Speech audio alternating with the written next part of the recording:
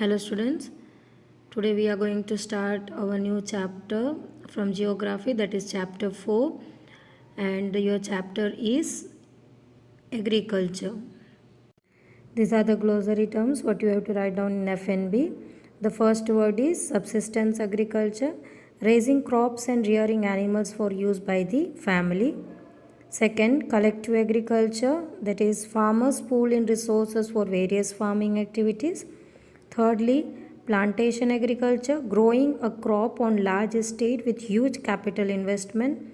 Next is market gardening, the intensive cash crop cultivation of vegetables, flowers or fruits.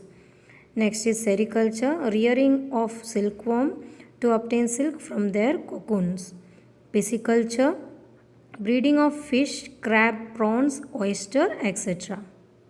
Next is horticulture, means cultivation of ornamental plants, flowers, nuts, etc. on small plots of land. Next one is organic farming. It involves using techniques to achieve good crop yields without harming the natural environment. So these are the topics that we are going to cover in our chapter. Your first topic is three types of economic activity, that is primary, secondary and tertiary. Next is types of farming activity, agriculture, sericulture, pisciculture, viticulture and horticulture. Types of farming that we are going to cover. You can see over here subsistence farming and commercial farming, that is further divided into many subdivisions. You can see subsistence farming divided into intensive and primitive.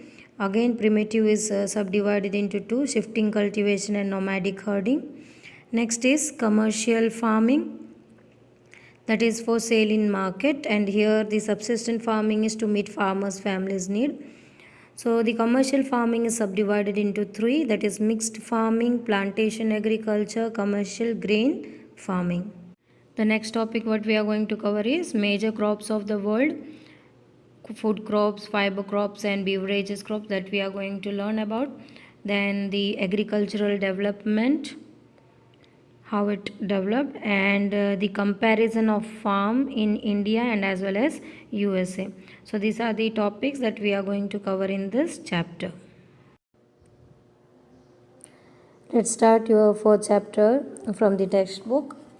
So here is a short conversation between the three friends, Gurupreet, Madhav and Tina. So they were walking through the village and they saw the farmer. He was tilling the land, and farmer told them that he was growing wheat and he is about to add the manure. So what does the manure play a role in the cultivation?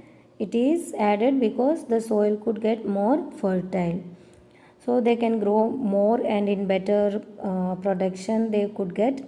So he told the children that the wheat would fetch a good price in the mandi, because after harvesting, when the crops got ripe, they are selling it to the market after harvesting it.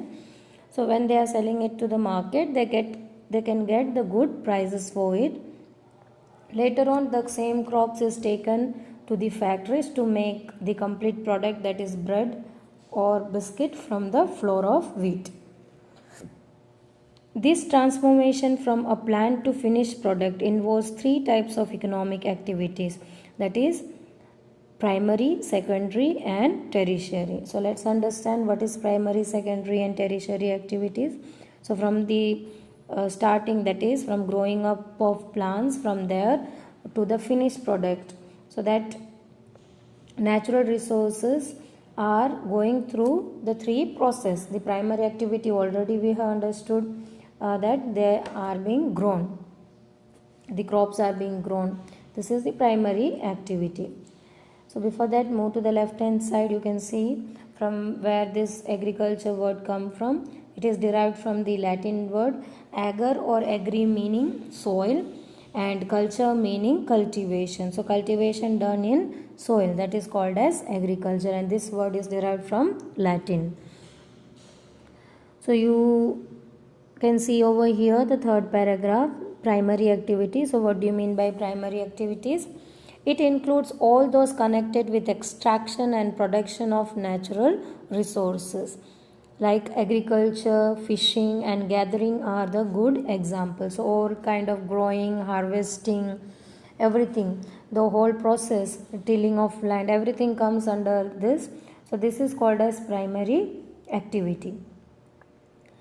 And even the animals are also reared over here in primary activity, that is also considered as primary activity. Not only the cultivation is involved, rearing of animal is also involved in the primary activity.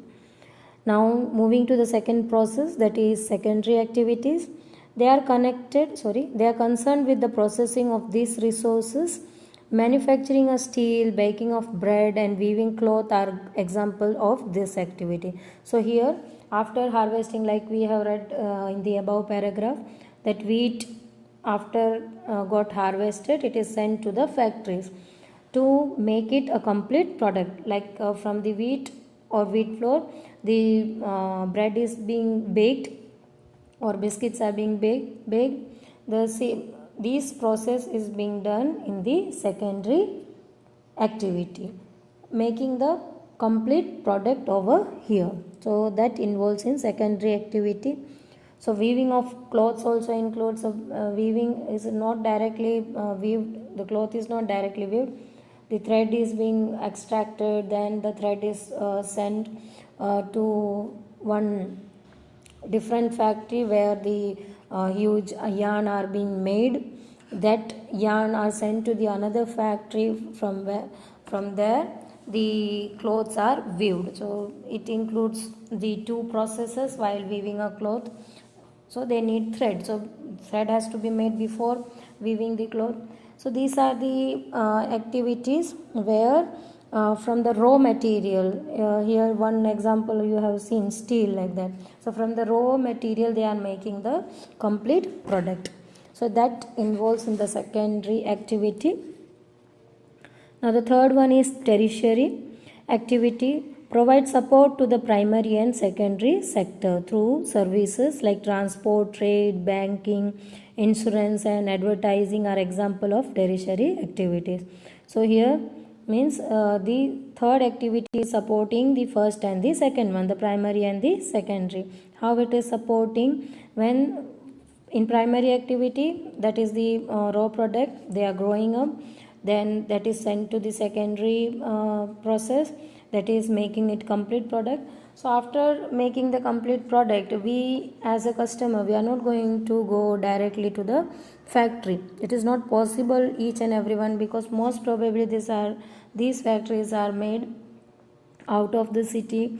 We are not having that much time to just spend for just purchase that material that far away. So this tertiary activity is helping us, and even the both the sector, that is primary and secondary. So what they are doing, the complete products are being transported from there to the region where it is made available to the customer, like transporting it, then trading it to the different region. It is not one kind of product is not only sold in that particular region, it is also sold out in different region. So it is traded to the different region, also abroad. Then the banking process, insurance what we get, advertising, so everything we are getting on the doorstep or nearby our houses. So tertiary activities support in all the way. Agriculture is primary activity. It includes growing crops, as I said, fruits, vegetables, flowers, and rearing livestock. As I said, the primary activity is considered as the agriculture. So here, agriculture is considered as primary activity, growing up of all the things like crops, fruits, vegetables, flowers, and even the rearing of livestock. Livestock here means to rear animals like sheep, cow, buffaloes. There are certain things, and hen. So these all animals are and birds are reared for purpose. So in the world, 50% of persons are engaged in agricultural activities. 2/3 of Indian population is still dependent on, so that we already know India is totally dependent on the agriculture. So 2/3 of Indian population is dependent on agriculture, and in world it is about 50%.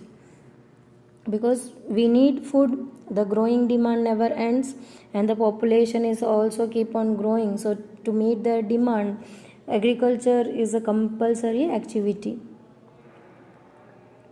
Now, favorable topography for the good agricultural activity, what they need: favorable topography of soil, then climate. These are the two important thing for the agricultural activity. Soil should be best, and even the climate should be suitable for the crops to grow. The land on which the crops are grown is known as arable land. It means you can grow the crops over that particular land. In the map, you can see that the agricultural activity is concentrated in those regions of the world where suitable factors for the growing of crops is existed. So you can see the map below. So the region which is marked with the green color, distribution of arable land. So these regions, in these regions we could cultivate. In the world it is shown. These are called as arable land where the cultivation is possible.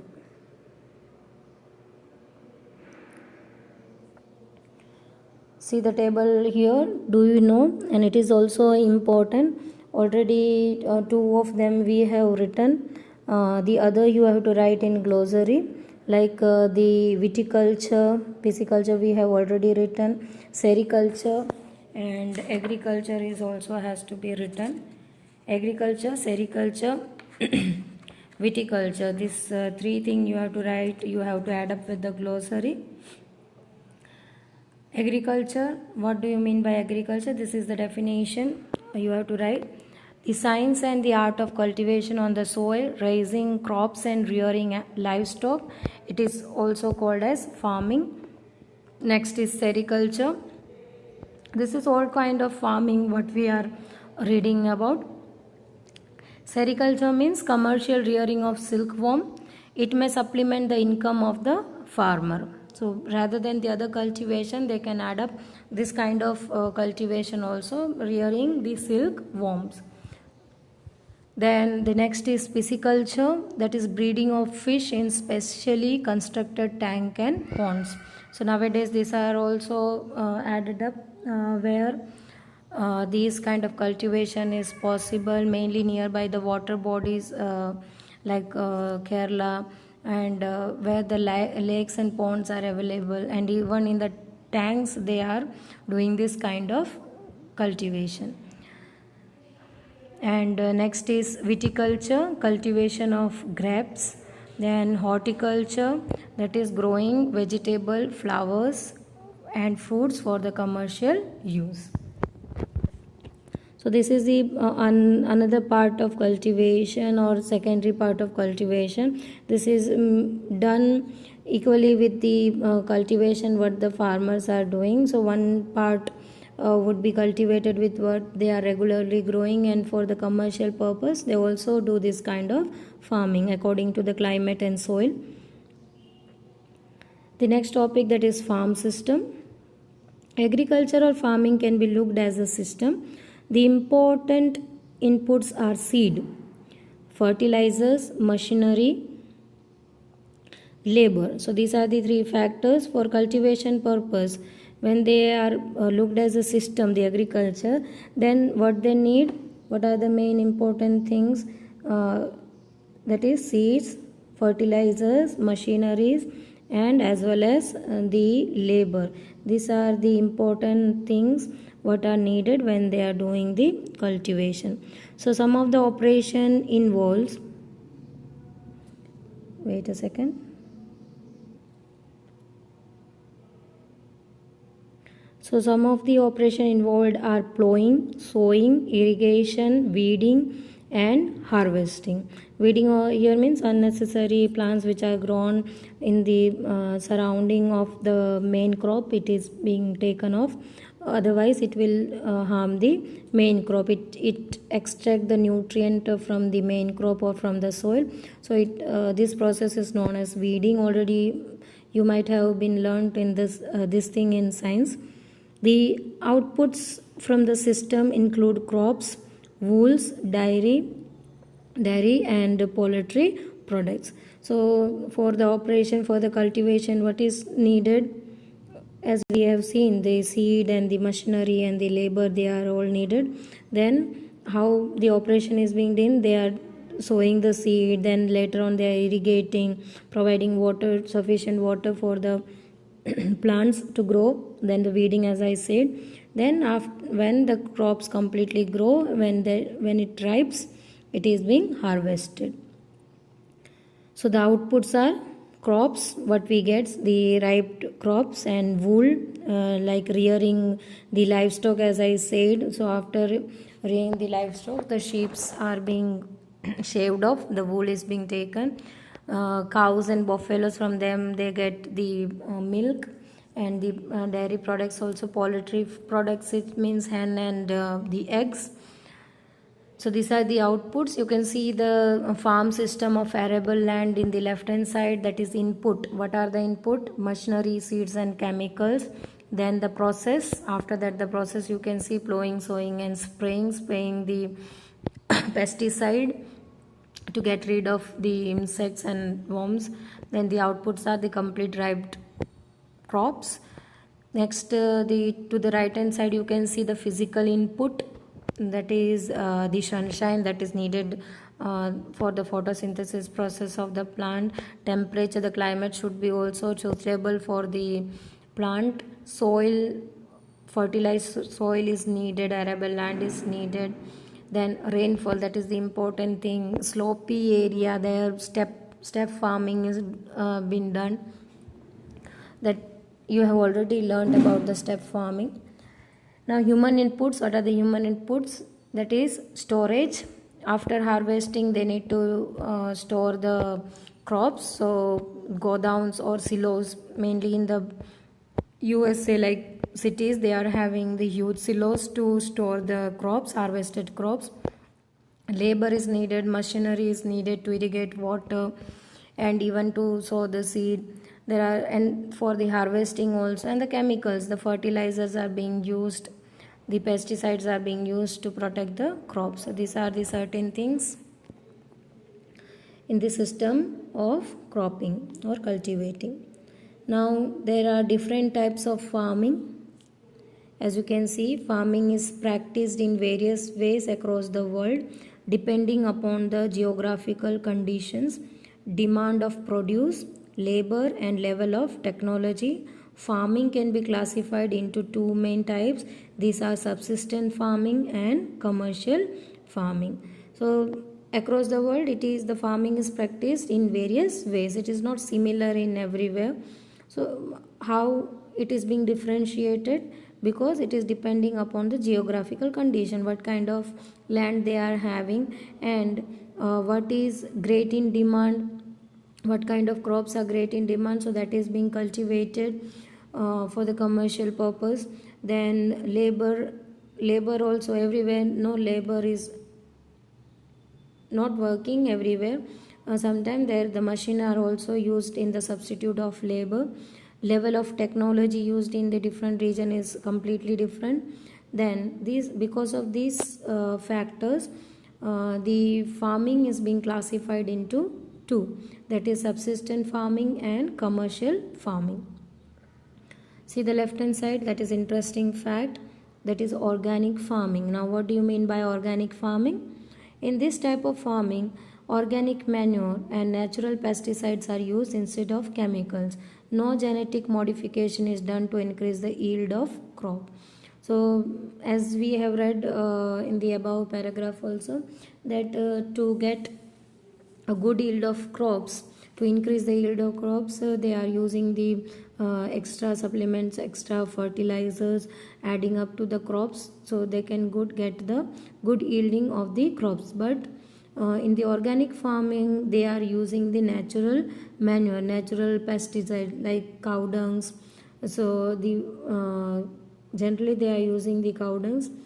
So that is natural way how they are farming it. So it is not harmful for the human or human consumption, because it is being done naturally. The manure are used being naturally. From the past time, the cow dung is being used as natural manure. The waste, the cow's dungs and the plants, whole wastage from the nature is being put into a tank, and this wastage is being used as a manure for the farming.